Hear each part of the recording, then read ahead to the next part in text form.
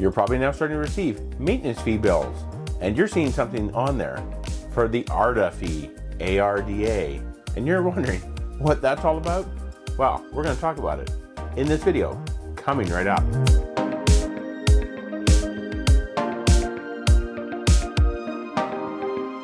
Hello and welcome to Destination Timeshare. I'm Jeremy. Before we jump into this video talking about what the ARDA fee is, I want to let you know on this channel, I like to provide my knowledge, tips and advice to help you get the most from your timeshare ownership. So if that's the kind of stuff you want to see, be sure to hit subscribe down below and also click on that notification bell and you'll be notified whenever I post new videos. All right, let's jump right into this. It is coming up on year end, and it is the time of year that you're starting to receive timeshare maintenance fee bills from your homeowners association. And you're probably seeing something on there called the ARDA fee. ARDA, American Resort Development Association. And you're probably wondering what that is. Should I pay it? Do I need to pay it? Well, we're going to talk about that. And exactly what is ARDA, ARDA? They are essentially an industry group for the entire timeshare industry.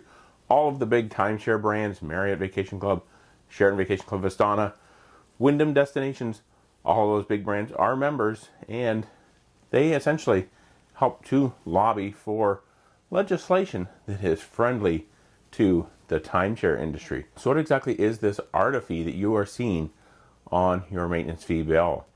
Some timeshares charge $5, seen some at $7, some even as high as $10. I know our Marriott bills have a $10 fee on there for American Resort Development Association fee. So now that I've given a high-level overview of what ARDA is, let's talk about this fee. And in a lot of cases, it actually goes to the arda-roc, or the ARDA ROC.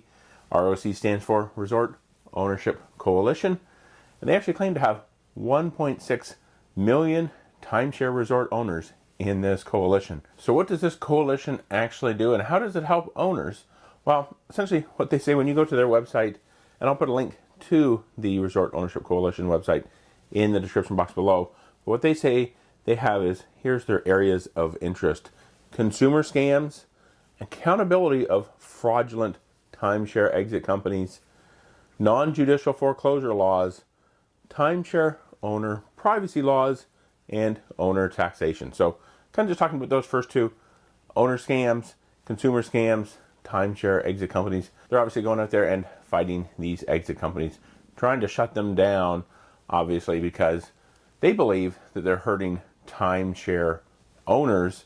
And I've actually done a couple of videos on those. I'll put a link up here in the upper right to one of those videos. But yeah, they're kind of going after these exit companies, trying to shut them down, because for the most part, these exit companies really aren't out there to necessarily help you. And overall, they tend to hurt the overall ownership in timeshare. So now for non-judicial foreclosure laws, this is something that has kind of been a trend that's growing in the industry. The timeshare developers and homeowners associations are mainly going to benefit from these non-judicial foreclosure laws, whether it be for foreclosing on a timeshare loan or foreclosing on maintenance fees, back due maintenance fees. It is far cheaper to go through a non-judicial foreclosure process than it is to go through a judicial one. So much simpler process, better for the owner, better for the homeowners association, and of course, it's better for the timeshare company, the lender, if they have a mortgage against that timeshare. The next one here is timeshare owner privacy laws. This one can be a little bit tricky, because what they want to do is make it so your information can't be shared or disseminated, whether it be outside of the company or even to other owners. So this is kind of a double-edged sword. It's good for the timeshare company. It's also good for your own personal privacy. But if somebody has a beef, or a group of owners have a problem at the resort, with the resort, maybe with the management company, it makes it extremely difficult for those owners to group together and contact other owners at the resort, because there are laws then there that will protect and prevent ownership information from being distributed to other owners. Can be a good thing, can be a bad thing, especially if you're one of the ones that doesn't like what's going on at your resort. You really don't have a way to contact other owners to try and get them on your side. And the next one, this is owner taxation. And from owner taxation, you also have developer taxation, because developers are also owners at the resorts. In many cases, they own individual units, individual weeks that are unsold at the resorts.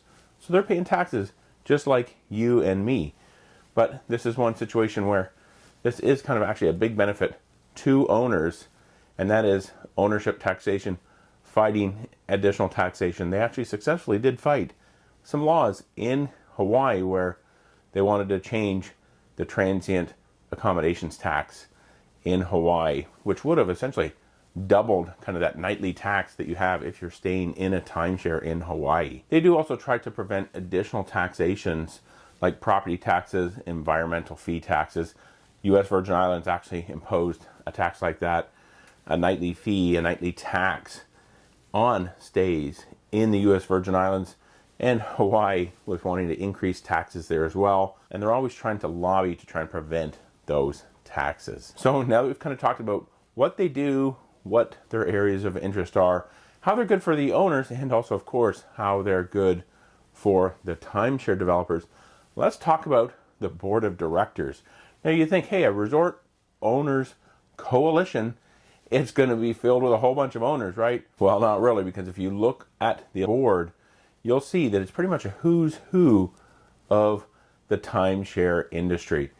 You have the CEO of Marriott Vacations Worldwide, big names in Wyndham Destinations, Blue Green, and a number of other timeshare companies. Hey, but there is at least one owner representative, one. And as I mentioned here, you can definitely donate to this resort ownership coalition, either through your annual maintenance fees. It is an item on there, the $5, $10, whatever it is on there that you can pay as part of your maintenance fee.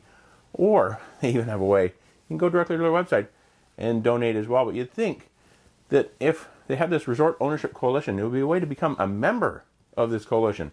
There is no membership. They just essentially want your money because you are helping fight things for the benefit of the owners, but also definitely for the benefit of the timeshare developers. Okay, so let's now talk about this line item on your annual maintenance fee bill for the ARDA fee. What exactly is it, and do you have to pay it? This fee only applies to residents in the United States. It can't be charged to foreign nationals or people outside the United States, even if they have U.S. timeshare ownerships.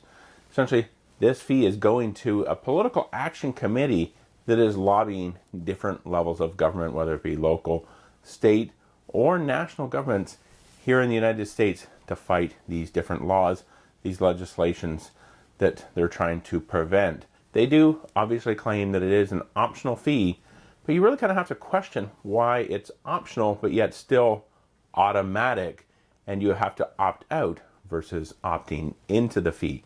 So if you don't want to pay the fee, you essentially have to subtract that in many cases from your maintenance fee payment. You might have to change the amount from $10 to zero, $5 to zero. However way you need to remove that fee, you have to be proactive to remove the fee. If you just automatically go in and say, hey, pay my fee, it is going to essentially include that ARDA fee in there as well. And it is completely unnecessary.